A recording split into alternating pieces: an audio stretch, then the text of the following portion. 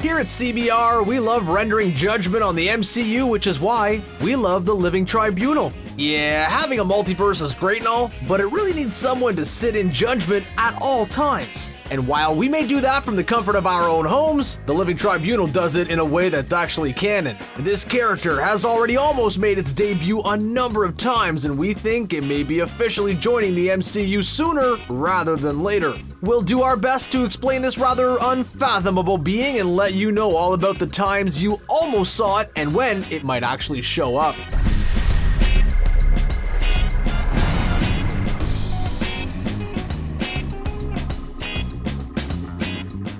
As far as origin stories go, the Living Tribunal's kind of hard to detail since it's been around for as long as the universe has. It may not have a tragic backstory, but it does have an incredibly important job. Just think about how many times the Marvel Cinematic Universe has almost broken into complete and utter chaos in the main movie timeline alone.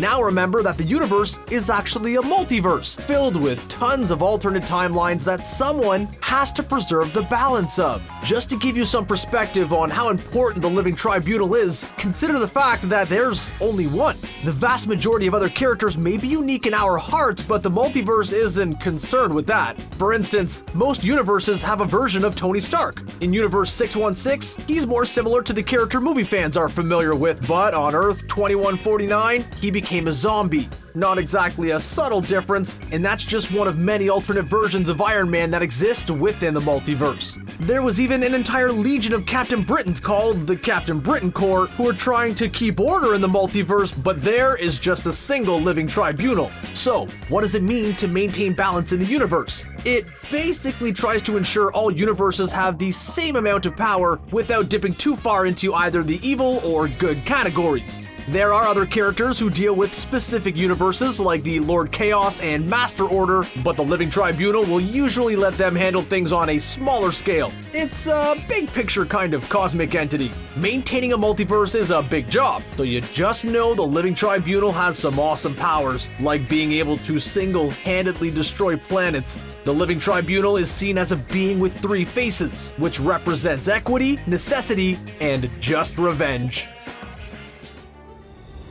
While Avengers Endgame was the first movie to firmly establish the MCU as a multiverse, it's clearly been set up that way for quite some time. Not that us comic book fans have been eagerly awaiting it for what feels like forever or anything. Although we actually haven't seen the Living Tribunal yet, he was actually going to show up a few different times, but it never worked out quite right. In fact, he very nearly made an appearance in Avengers Infinity War, as if that movie didn't have enough characters running around. According to writers Christopher Marcus and Stephen McFeely, the movie almost contained a scene which would have taken place on Titan around when Mantis puts Thanos in a trance so her allies could try to remove the Infinity Gauntlet. The idea was that during the chaos, Doctor Strange would have smacked Thanos into a mindscape, kind of like the Ancient One did to him during his standalone film.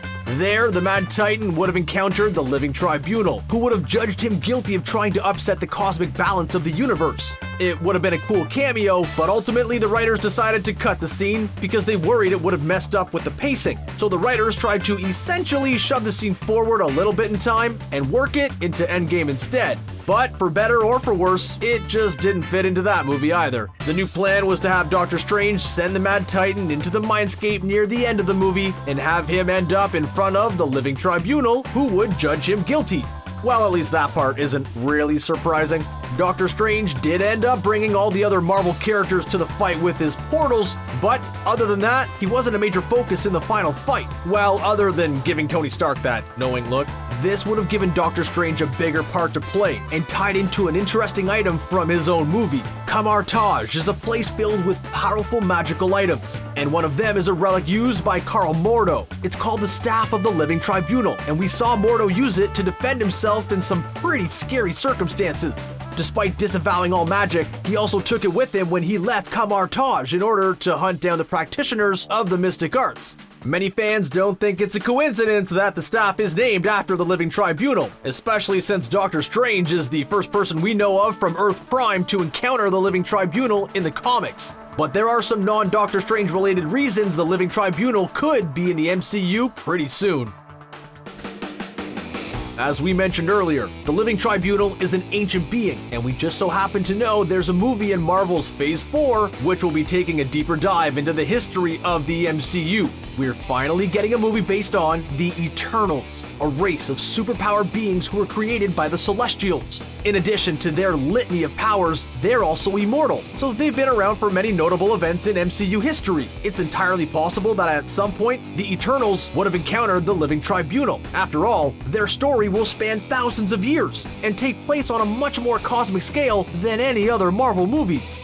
But the one flaw with this idea is that there's not a comic book precedent for it. Of course, we know the movies aren't always exactly like the comic books, and we have to admit that's sometimes for the best, although we honestly can't decide if having the Thanos copter in the MCU would have been a good thing or a bad thing. It's possible the Living Tribunal and the Eternals could interact on the big screen in ways they never did in the comics. The bigger obstacle here seems to be that we aren't sure how much of the Eternals will have anything to do with the multiverse itself. Marvel Studios head Kevin Feige said the movie will fill in some gaps in MCU history, and we have a feeling he's talking about the standard MCU timeline, which has been featured so far. If the Eternals aren't making multiverse-shattering decisions, then they probably won't have cause to deal with the Living Tribunal.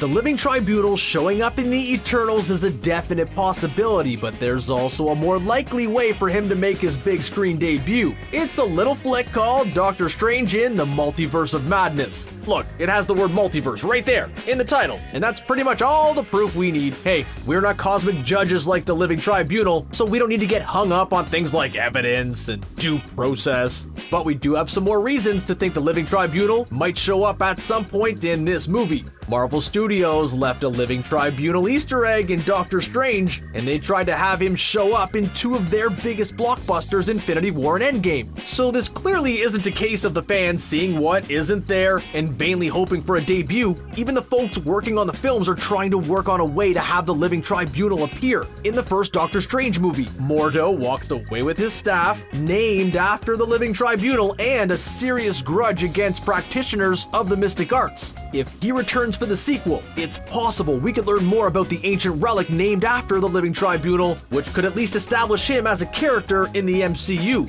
Writer C. Robert Cargill said that Marvel is definitely working on making Mordo into a big baddie with a multi-movie presence, taking him to kind of Loki levels of awesomeness. That's definitely an awesomeness, especially if the Living Tribunal is involved. While Mordo may continue to develop as a villain, we've already seen Doctor Strange come a really long way from the selfish surgeon we met in his standalone film. When he first started tinkering with the Time Stone, Wong warned him that messing with the space-time continuum is generally a bad idea. You would think that a genius like Doctor Strange could have figured that one out on his own, but sometimes you just need to have an angry librarian yell something at you before it really sinks in.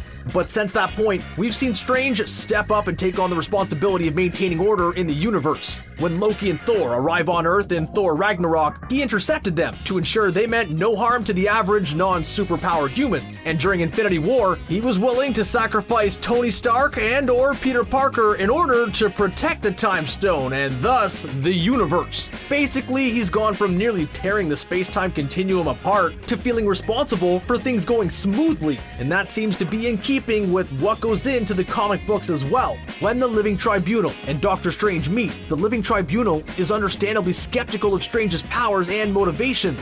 But ultimately, Strange is able to prove that he's ready, willing, and able to affect cosmic events and help protect the multiverse, which is no easy feat. It's also something we could definitely see playing out in the Multiverse of Madness. We also have to wonder what it would make of the Scarlet Witch, and whether it would view her as a friend or foe due to her immense powers.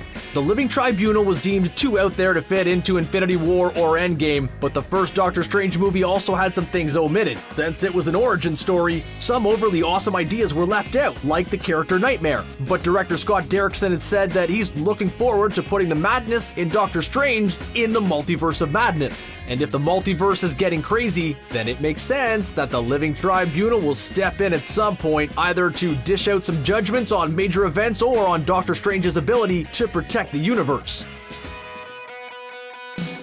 Regardless of which movie the Living Tribunal makes its debut in, it's one of those great characters that can affect pretty much everything going forward in the MCU into Phase 4, 5, and beyond. After all, we know that Guardians of the Galaxy Volume 3 is coming at some point, and we all remember how the second movie in that series ended, but just in case you forgot, it ended up with us getting to see Adam Warlock. Well, kind of.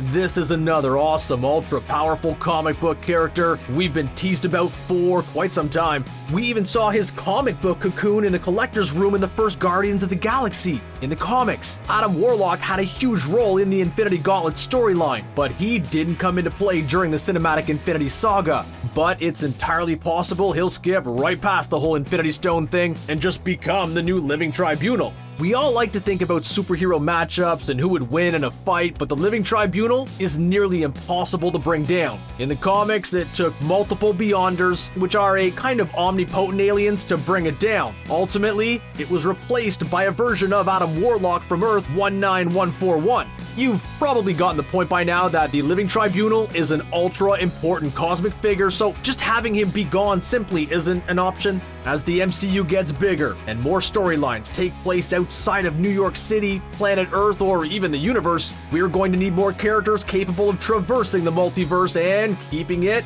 in order. We think the Living Tribunal would be a perfect fit for the movie Doctor Strange in the Multiverse of Madness. After all, our heroes will need some sort of authority overseeing them if they're going to start messing with the multiverse. What do you think about the Living Tribunal and the role that it could play in the MCU's future? Tell us what you think in the comments section, and then click subscribe for more videos from CBR. We'll see you next time.